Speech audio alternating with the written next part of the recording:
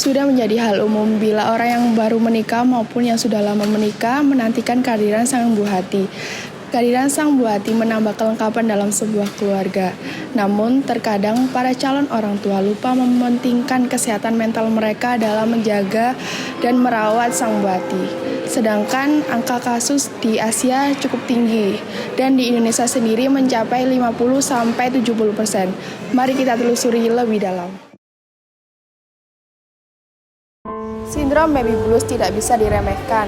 Banyak kasus di Indonesia karena sang ibu mengalami baby blues dapat mengakibatkan anak cedera. Mari kita simak dari narasumber kita.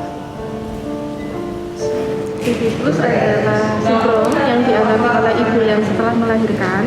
Kenapa? Karena biasanya mereka akan mengalami perubahan baik secara fisik juga secara mental. Apalagi khususnya untuk ibu yang baru pertama kali melahirkan.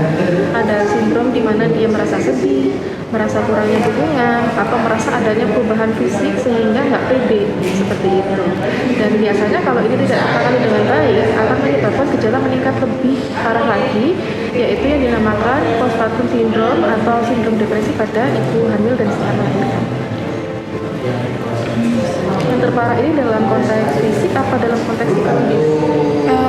Psikologis dulu aja dulu ya. Jadi kalau secara psikologis yang pasti biasanya dia akan menarik diri dari lingkungan, rasa sedih yang mendalam, atau yang paling parah itu biasanya tidak bisa melihat bayinya sendiri. Jadi terkadang bayinya menangis, merengek, malah lebih marah, atau mungkin dia akan tidak bisa memegang bayinya. Dan terkadang juga malah dia tidak bisa tidur bersama bayinya. Jadi setiap orang gejalanya berbeda-beda. Tapi gejala ini tentu saja akan menurun dengan sendirinya jika ada kerjasama yang baik antara suami dan istri. Jadi peran suami di sini juga penting ya. Apalagi kalau suaminya yang bekerja di luar kota, ini tentu dampaknya akan lebih besar dibandingkan yang suaminya dalam satu kota. Untuk pasiennya dari ibu sendiri itu berapa persen yang mengalami baby blues yang pernah berkonsultasi kayak?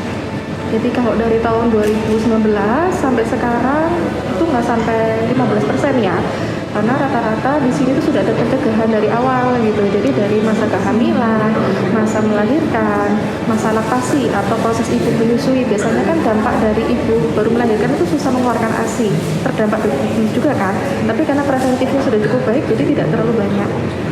Malah dampaknya setelah itu, biasanya setelah mereka akan masuk kerja kembali untuk ibu-ibu yang bekerja, karena khawatir meninggalkan anaknya sendiri gitu kan, atau mungkin nanti waktunya terbatas dengan anak, sehingga mempengaruhi juga produksi ASI yang juga semakin menurun.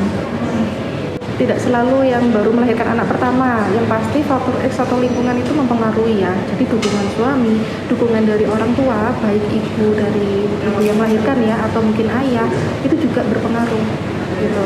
Karena biasanya mereka ini akan banyak perubahan ya. Perubahan apa? Khususnya secara mental, dimana mereka misalnya sudah punya anak kedua nih, anak pertama masih kecil, otomatis kan harus bisa berbagi juga ya, waktu bagaimana mengasuh, berbagi kasih sayang, berbagi juga agar mereka tidak saling berebutan untuk mencari perhatian ke orang tua kalau rentangnya semakin kecil tadi ya.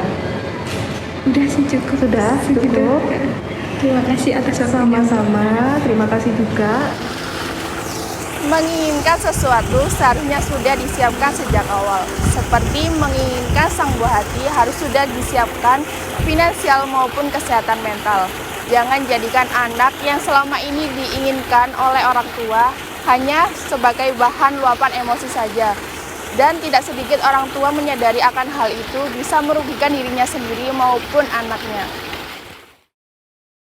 Jadi ibu baru itu pengalaman baru buat saya, apalagi kalau dia dikasih minum nangis, ditaruh nangis, digendong juga nangis. Pernah waktu malam hari muntah sampai kemana-mana, saya nggak pernah ada temannya. Dan itu pengaruh sama ASI saya, akhirnya ASI saya nggak bisa keluar, seret. Tapi perlahan-lahan saya mulai mengerti sama keadaan ini. Karena suami yang memberi dukungan, meskipun dia kerja, lelah pulang kerja, dia masih bisa bantu-bantu pekerjaan rumah, menguatkan saya, gendong anak, buatkan susu, ya seperti itu. Ya saya kan jadi ayah kan membantu istri, biar istri kan biar gak stres melihat anaknya nangis terus, kadang ngeluh lihat istri itu. Ya saya kan bisanya kan cuma menolong, ya membantu kan, ngasih susu lah apa gitu. Baby blues tidak bisa dianggap sepele. Hal itu butuh tindakan lebih lanjut apabila ibu mengalami lonjakan emosional. Dan perlu diingat, mengurus anak bukan sepenuhnya tanggung jawab seorang ibu, dan perlu kerjasama antara ayah dan ibu. Kesiapan mental, finansial, dan juga fisik memang perlu disiapkan sebelumnya. Namun, para keluarga juga perlu belajar menghargai keputusan yang sudah diambil orang tua sang buah hati. Baby blues bukan untuk dianggap sebelah mata. Menyiapkan kesehatan mental memang sangatlah penting. Saya Rahmadini Putriyansa selaku reporter Cemara Kreatif, pamit undur diri. Terima kasih.